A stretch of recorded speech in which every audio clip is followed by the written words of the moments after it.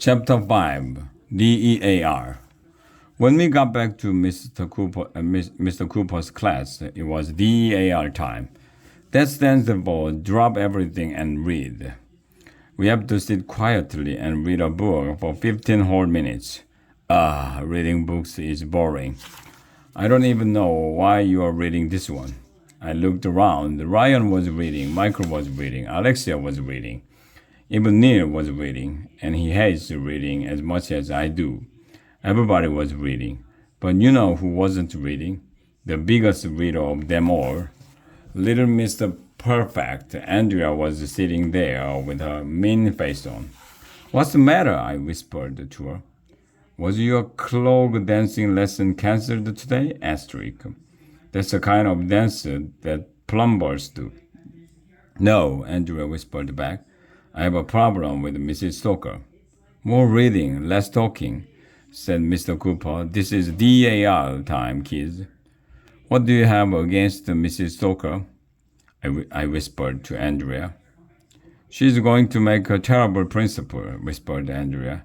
But she's funny, I whispered back. Stop talking, you two, warned Mr. Cooper. Mrs. Stoker is immature. Andrea whispered, grown-ups are supposed to act grown-up. You need to get a sense of humor transplant. I whispered to Andrea. Oh, whispered Ryan. AJ and Andrea are whispering secret messages to each other. They must be in love. When are you gonna get married? Whispered Michael. I said, stop it, shouted Mr. Cooper. You're going to get us in trouble, Arlo, whispered Andrea. Your face is in trouble, I whispered back at her. All right, shouted Mr. Cooper. That's the last straw. Huh? What do straws have to do with anything? What are grown-ups always running out of straws? If you ask me, they should buy a new box of straws before the old one is empty.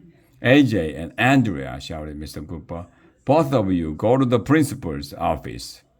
What did I do? I asked. But, I giggled because Andrea said but, which sounds just like a bud even though it only has one T. Andrea and I walked 1,100,000 miles to the principal's office. She was so mad that she wouldn't speak to me the whole time. Andrea never gets in trouble. She probably figured that this was going to be on a permanent record and prevent her from getting into Harvard someday. When we got to the principal's office, nobody was there. The door was open, so we walked in. The office was almost empty.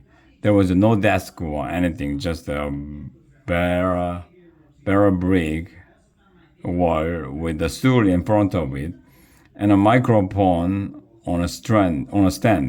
That was weird. Mrs. Patty, the school secretary, came in. She had 2 folding chairs. Have a seat, she told us. Mrs. Stoker will be here in a minute. Would you kids like some milk? Okay, Andrea and I replied. Mrs. Patty went out and came back with 2 cartons of milk for each of us. Here, have a second carton, she said as she handed us the milk. I don't want another carton of milk, I told her. You have to take another carton, she replied. Why? We have a 2-drink minimum, said Mrs. Patty. That was weird. Andrea and I sat down. The lights went off. Mrs. Patty went over to the microphone. And now, she said dramatically, straight from Giggles Comedy Club. Put your hands together for our very own Mrs. Stoker. A spotlight came on, and Mrs. Stoker jogged into the office. Andrea and I clapped. Thank you, Mrs. Stoker said. It's great to be here. Hey, what are you doing under there? Underwear? I asked. Ha ha, said Mrs. Stoker. I made you say underwear. Andrea rolled her eyes. Are you going to punish yourself for talking during DAR time? She asked. Yes, says Mrs. Stoker. Your punishment is that you have to listen to my new comedy routine. Did you hear about the embarrassed toilet? It was a flush that reminds me of the policeman who flushed his toilet. Well, he had to. It was his duty. Wow, I never heard a grown-up say duty before.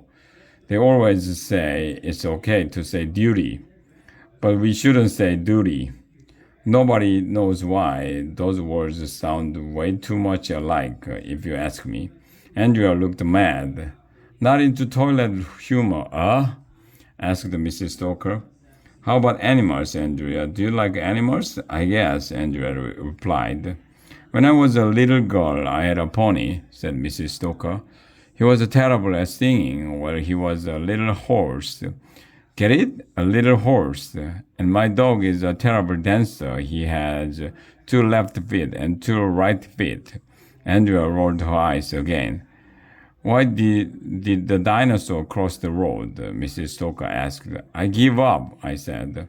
Because the chickens didn't exist back then, she said, doubling over with laughter. Hey, what did the banana say to the dog? I have no idea, I replied. Nothing, said Mrs. Stoker. Bananas can't talk. Andrea rolled her eyes again.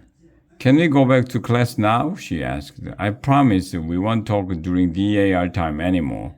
Not yet, said Mrs. Stoker. I have a few more animal jokes. Did I tell you about my pet bee? His hair is getting too long, I think. I will give him a buzz cut. Get it? Hey, do you know what's black and white and looks like a penguin? What? Andrea asked. A penguin, shouted Mrs. Stoker. No more, begged Andrea. Please, just give us detention. We'll do anything. We'll never talk during DAR time again. You promise? Asked Mrs. Stoker. We promise, Andrea and I said. Well, okay, said Mrs. Stoker.